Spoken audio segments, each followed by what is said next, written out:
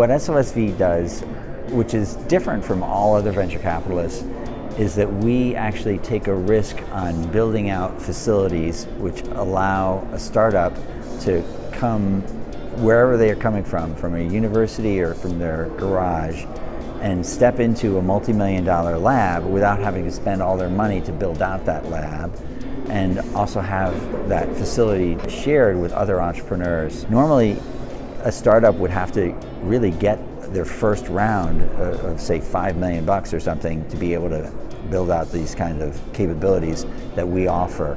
No other VC does that. No other VC provides that infrastructure, because VCs aren't set up to do that. They get a management fee of 2% and then they invest the capital into the companies.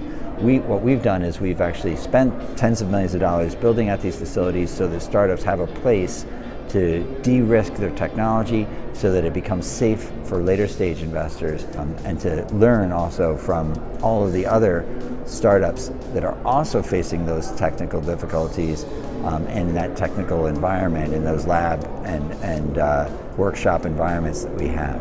That enables startups to go from being a PhD or postdoc researcher straight into commercialization.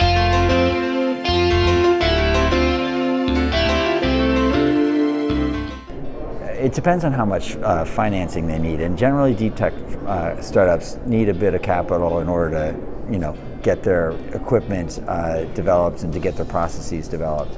If they do need a lot of capital, that means that the next investor that's investing into their startups, they're going to need to see a lot of things de-risked.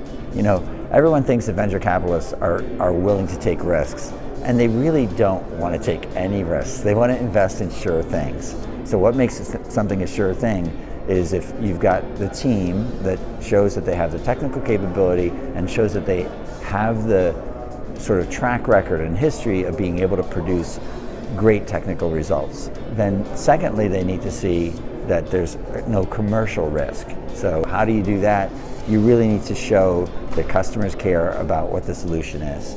You don't necessarily need revenues, but you need letters of intent, you need some sort of commercial relationships, people that are validating to the investor that companies both care and that the entrepreneur is able to connect with that pain point.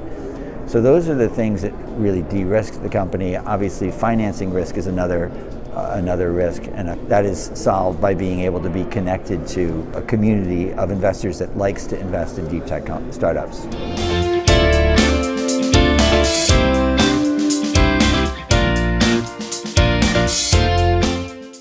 I think we've probably had SOSV either through IndieBio or Hacks representatives at Hello Tomorrow ever since its very, very first show, because it is so focused on deep tech.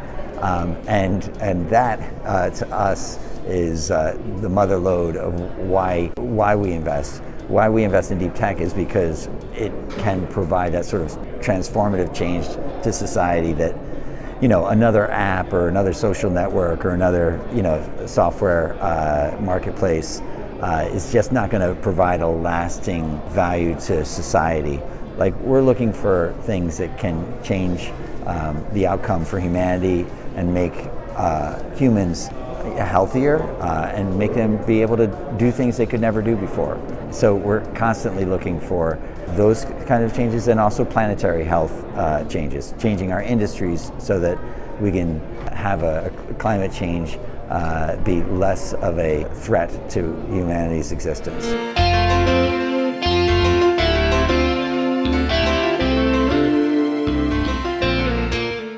I'm an optimist, throughout all of this. Like, I see technology as being a huge leveler of the playing field. I see the venture capitalists, their role as the science fiction writer Bill Gibson. There's a quote he says in one of his books, which is that the future is already here. It's just not evenly distributed.